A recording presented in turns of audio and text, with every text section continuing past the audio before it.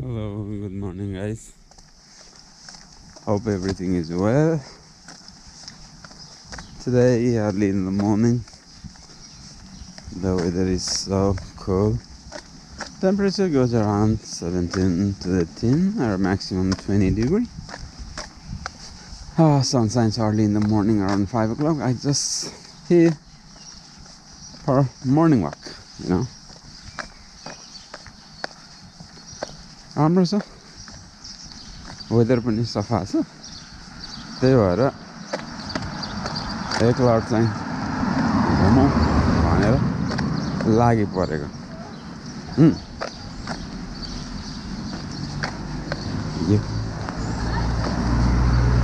Okay, I just crossed the road from here.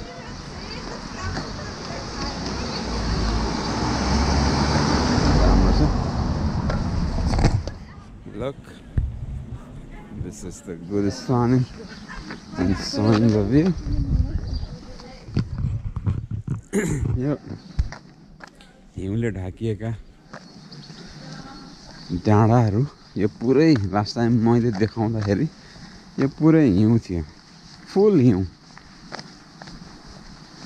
आज पुरै घाँसे मैदान भएको छ बिहान त पुरै शीत छ पानी नपरे पनि पानी पर्यो भने त पुरै भयो हैन रमाइलो छ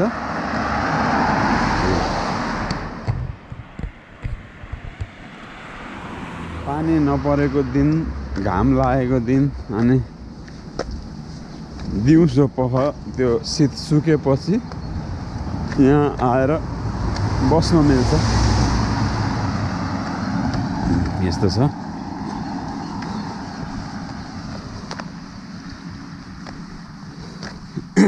हाम्रो घरतिर भएको है यो गाई चराएर हेर भैँसी चराएर उँट चराएर यो घाँसहरू सिनित्तै बनाइदिए अब यहाँ न गाई चराउनु ल्याउँछन् न बाख्रा चराउनु ल्याउँछन् न उँटै चराउँछ सबै जस्ताको तस्तै छ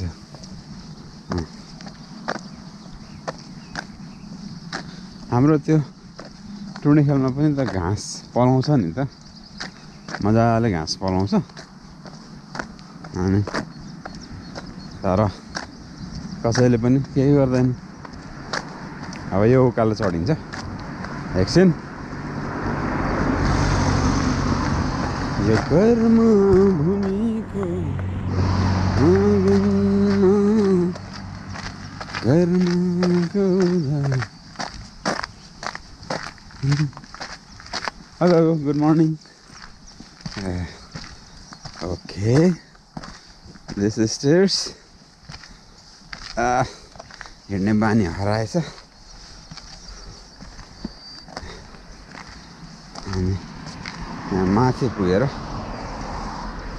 हेर्नु छ पहिलोचोटि आएको अघिल्लोचोटि आउँ भन्दाखेरि चाहिँ हिउँमा चिप्लेर म बैठकै दुख्ने भएको थियो अघिल्लोचोटि आउँदाखेरि म यहाँ उक्लेको हो नउक्लेको होइन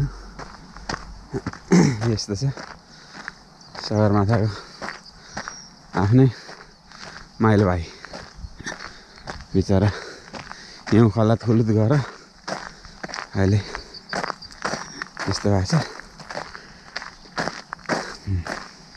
यहाँ यसरी बस्ने ठाउँ राखिदिएको छ आरामले बस्छ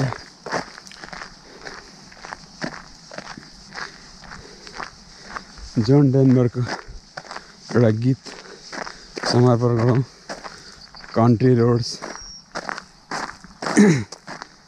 country road mountain mama take me home look at the sunshine the beauty of nature wow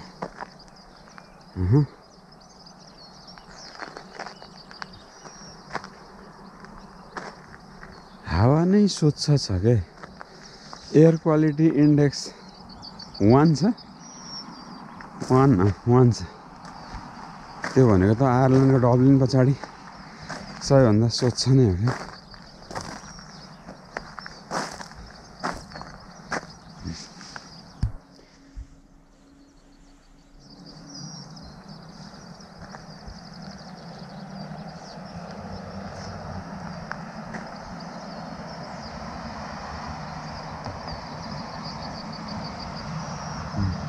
त्यो चाहिँ लेक रहेछ।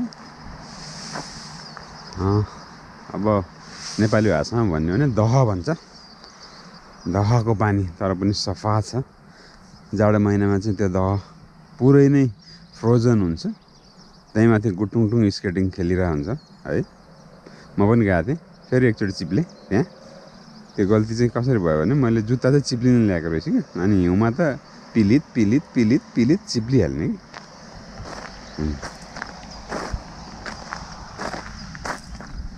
अब एकछिन सनसाइन हेरौँ। यहाँ चिसो छ, अन्त यहाँ बस्नु हुन्थ्यो है। उही त जाउँ नि त।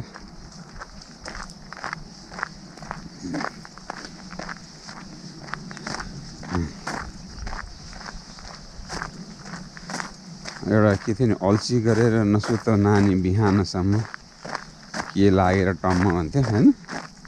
त्यही अल्छी लागेर नसुत भन्ने कथा सम्झेर म चाहिँ यहाँ उठेर लिब्रिक लिब्रिक लिब्रिक लिब्रिक गर्दै हिँड्न आएको। यो घाँसे मैदान हेर। त्यो गाउँका बाख्रा भैँसीले कति मिठो मानेर खान्थ्यो होला नि, कति पोसिलो हुन्थ्यो होला। समुद्री सतहदेखि लगभग 1400 मिटर माथि रहेको यो ठाउँमा गर्मीमा समरमा यस्तो हरियाली छाउँछ भन्यो भने विन्टरमा पुरै पुरै पुरै पुरै कात्रो जस्तो सेतो सेतो हिउँै परेछ कि।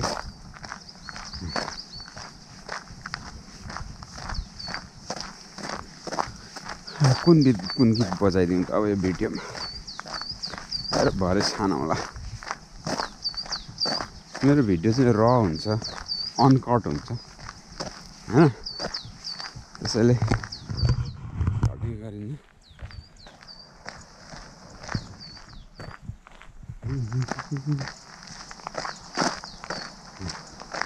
सबैतिर बस्ने ठाउँहरू यसरी पार्कमा बनाइदिएको हुन्छ। हाम्रोतिर नि हुन्छ, फलैँचा भनेर, सौजन्य भनेर, यसको स्मृतिमा, फलानाको स्मृतिमा, फलानाको स्मृतिमा उहाँ दिवंगत हुनुभएकोमा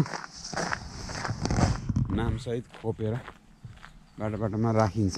तर अहिले त अब कसैलाई मतलबै छैन, त्यो ट्रेन्डै हरायो। काठमाडौँमा त लगभग फलैँचाको लोपै भइसक्यो, डाइनोसर जस्तै। अहिलेका मेयरले अलिकति एक दुई ठाउँ बस्नु बनाएको छन् होइन।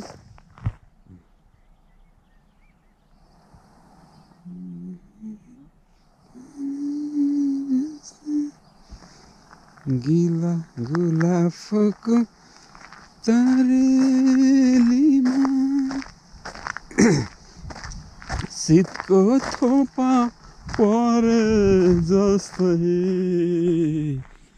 बिर्साउनीमा जिन्दगीको पसीना लत्रेका ती परेलीका सम्झना छ जस्तै लाग्छ। कतै टाढा जाँदाखेरि सँगै हिँड्यौँ जस्तै लाग्छ। दुईटा फुल देउरालीमा।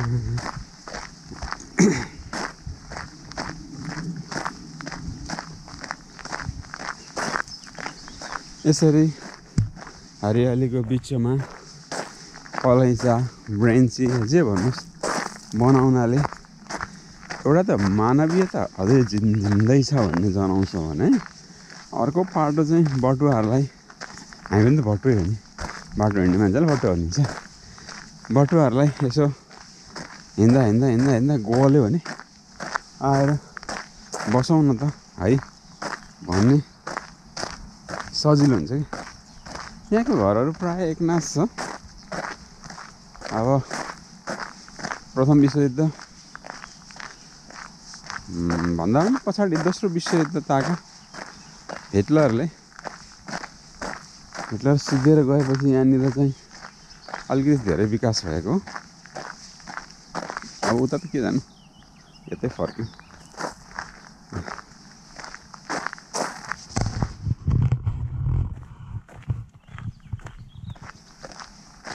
आज यो डाँडा घुम्यो अलिकति 10-15 मिनट 20 मिनट होइन। अब भोलि अर्को डाँडो माथिको डाँडो माथि हवाईजहाज किरण घर सोध्दै आउने नि कान्छा देउराली सिरन घर सोध्दै आउने नि कान्छा देउराली सिरन।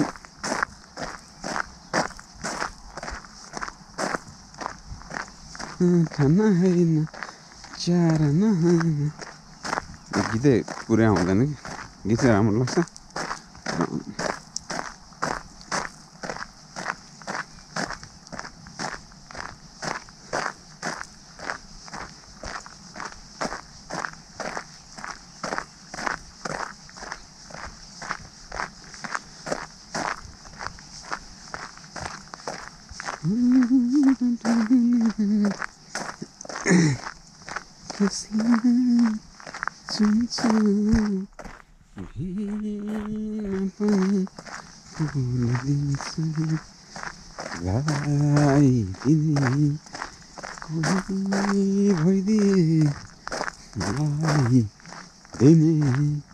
कोही भइदिए सिउँदोभरि फुलिदिन्छु।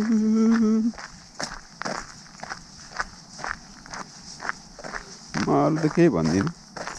हाम्रो देशमा योभन्दा धेरै राम्रो ठाउँहरू छ, बेस्ट अफ दि बेस्ट ठाउँहरू छ, तर छैन के भन्दा बाटो के।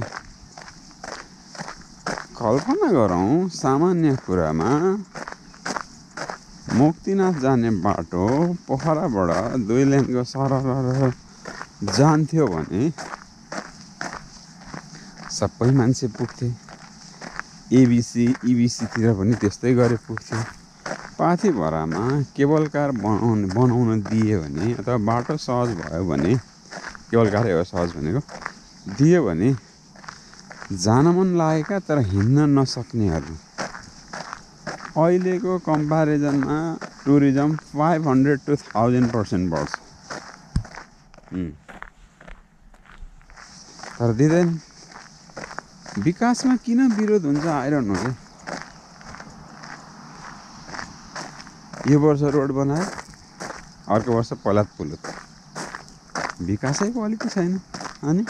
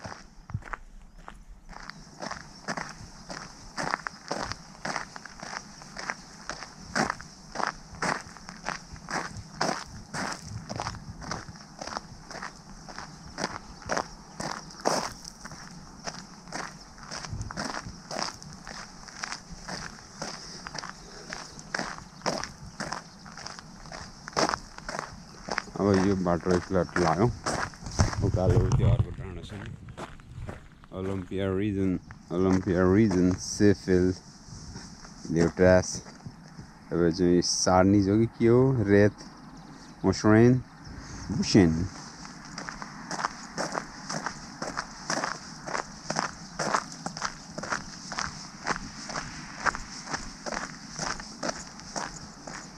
जान्छौँ